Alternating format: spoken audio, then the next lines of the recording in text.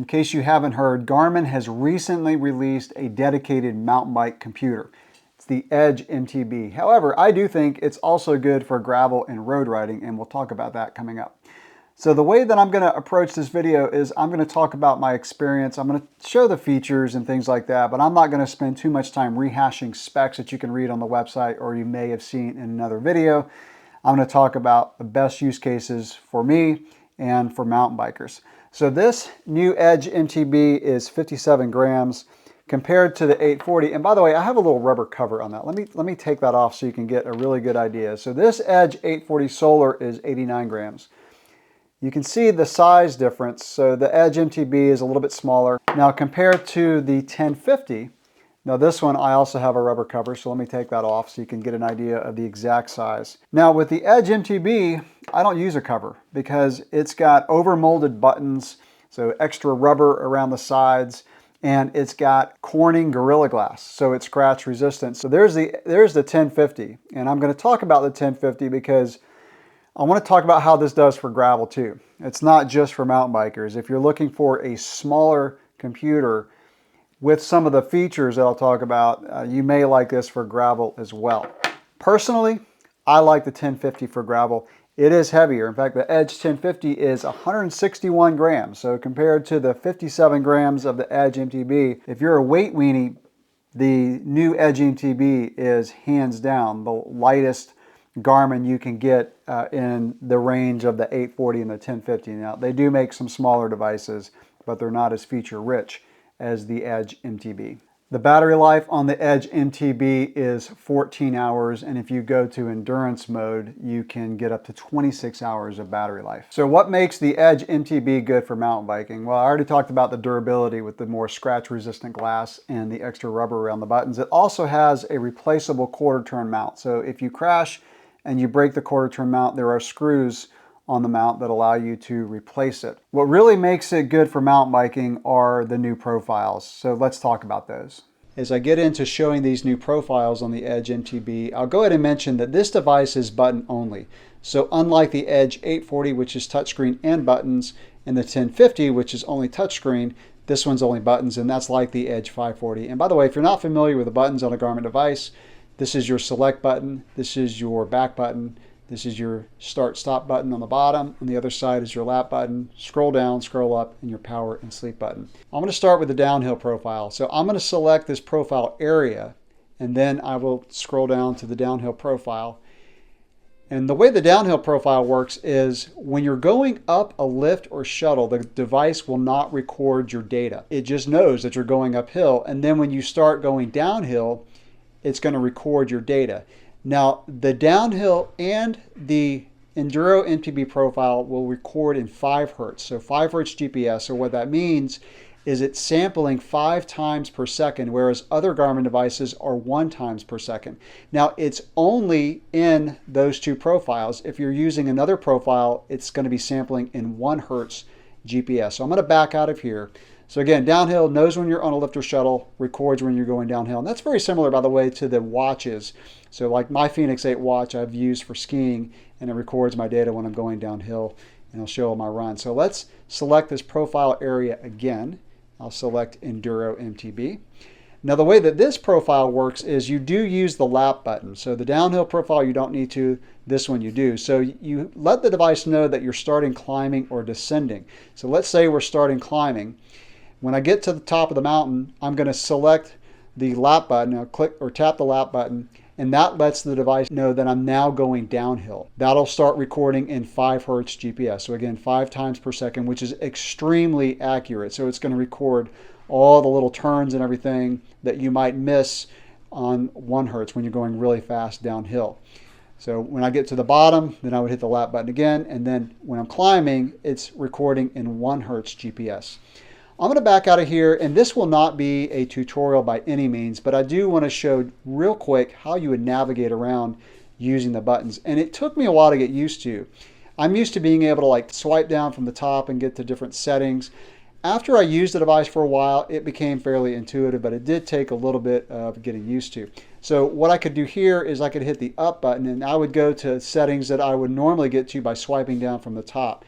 And then I would select areas before I select something on that area. So I'm going to use the scroll down. I'm going to different areas here. So like there's your weather. And by the way, you can get back out to this main screen when you're riding just by hitting the back button. So let's say I wanted to select something on this screen. So I'd select the screen first, and then I would select like battery if I wanted to add a sensor. To get to your menu, by the way, you could go down a couple screens, hit the menu, and then get to different settings there. So that's how you get around.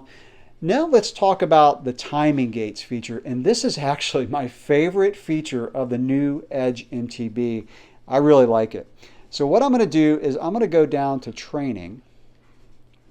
I'm going to select training, and then I'm going to go to timing gates. And what timing gates does is it allows you to set up different split times on a course. And when you go back and repeat it, it'll let you know if you're above your split time, below the split time, so slower, faster. So let's select timing gates, and then you would create a timing gate series. Now the way this works is, first of all, it tells you on this screen that you've got to hold the lap button down when you get, to select your gates. So a gate is just a starting point, or a split time in the middle, and then your finishing gate. Now, when I first did this, by the way, I thought I was setting my first timing gate just by confirming this, but I wasn't, and I messed it up. If you use this device, know that. So all you're doing here is you're just confirming that, yeah, I've got to hold that button down. You can select your start gate and then 10 gates after that. So starting plus 10 gates, and the last one would be your finishing gate. Now you can use this, by the way, on a cross-country course, a downhill course, enduro course. I think it makes a lot of sense for downhill because you're repeating that over and over and over again, and you're trying to get faster and find the fastest line. But even for me, who rides mainly cross-country, I think it's great to be able to go out and set split times on a course and see how I'm doing. It's great training. I really enjoy doing that. What I would do is when I get to the first starting gate, I would hold down this button, and then I confirm the direction that I'm heading. So normally I just leave it on the up arrow because I'm heading in that direction. And then I confirm it by tapping the select button at the top right. When I get to my next starting point, I would hold the lap button down again. I confirm my direction, and then I hit the checkbox on the top right, and that sets my next gate. So I can keep doing that until I select up to 10 additional gates after my starting gate. The first time you do this, you can be walking, you can be riding slowly, because you got to stop every time you set a timing gate. So you set your course, then when you go back out, the first time you ride that course at speed, you're basically just setting a base time. So the second real run that you're doing, or real lap on a course, it will tell you if you're faster or slower. So it's green, so it's a minus time, and it'll be green if you're faster, or it'll be red if you're slower, and that's really, really useful. Another mountain bike specific feature that you have on this one is grit and flow. So grit is how difficult a trail is that you're riding, so it gives it a score, and then you get a score for flow, which tells you how smoothly you rode that section. So I could spend like an hour showing all the features on Garmin, but I just want to show some of the ones that I use. There's like hydration and nutrition, there's Garmin Coach, there's so many things, but let's talk about a few more things that are really cool about this. And that is it comes preloaded with Trailforks. And so you don't need a Trailforks subscription. So what happens is when you get to the start of a trail and you stop and you look at the computer, it'll show you the trail name, it'll show you the rating, so easy, medium, hard, double black, that kind of thing. It'll show you the elevation of the trail and how long it is. And you can also select different trails. You can just scroll through and see any trails that are right by where you're at and decide which trail you want to take. Another feature that I love about the Garmin devices that's on here is the Climb Pro feature. When you're on a climb, it'll show the remaining distance and the remaining grade and the remaining elevation of that climb. So if you're on a really long climb, it's super helpful. I mentioned grit and flow. It also has jumps, and it'll show you how many jumps you've done on a trail and how long you've been in the air and how far you went on each jump. One thing that I do like too about the Garmin devices that's on here is the safety and tracking. So you can set up emergency contacts that will get notified when you start your ride. So for example, my wife gets notified by email when I start a ride. And then if there's an incident, so if it detects that I've crashed, it will send her a text message. Included with the Edge MTB is a bolt-on out front mount. Or you can mount it on the top tube, and this is new for Garmin devices. So this goes on your top tube, and it comes with two different shims. So you've got this shim for top tubes that are more curved, and then you get this shim for flatter top tubes. So what you do is you just simply match that up.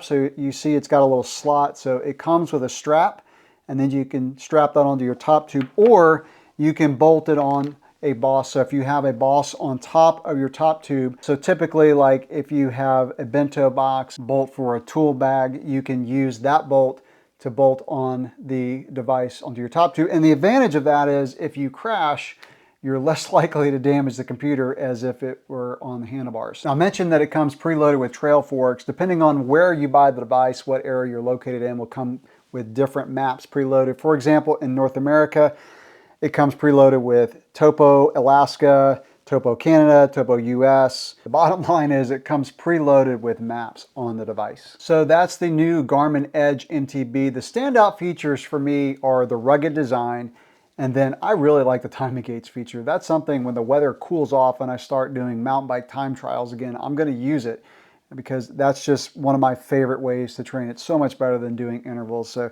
being able to go out and see how you're doing on a course, I think is gonna be really fun. So that's it, man. This is a really good computer. If you want a smaller device for gravel and road, it works great for that too. But for mountain bikers, with the downhill profile and the enduro profile, 5 Hertz tracking, going to be a lot more accurate than like the Edge 840. There's so many good features. Again, I could take an hour or two to go over all the features of this, but those are the standout ones for me. A little bit how the device works and how the buttons work. The buttons took a little while to get used to, as I mentioned, and I still fumble around with it, but I'm getting used to it. Now, I will say, by the way, before I wrap up this video, that it does make sense, right? The device is small, and like today, I was on a gravel ride, and the heat was just insane, and my gloves were just next level of nastiness, and had I swiped on the screen, it would have gotten the screen all smeared, so that's when the buttons are really nice. So anyway, that's gonna wrap it up for my discussion of the Edge MTB. Any questions or comments, drop those below. If you've used one, let us know your thoughts. Thanks for watching.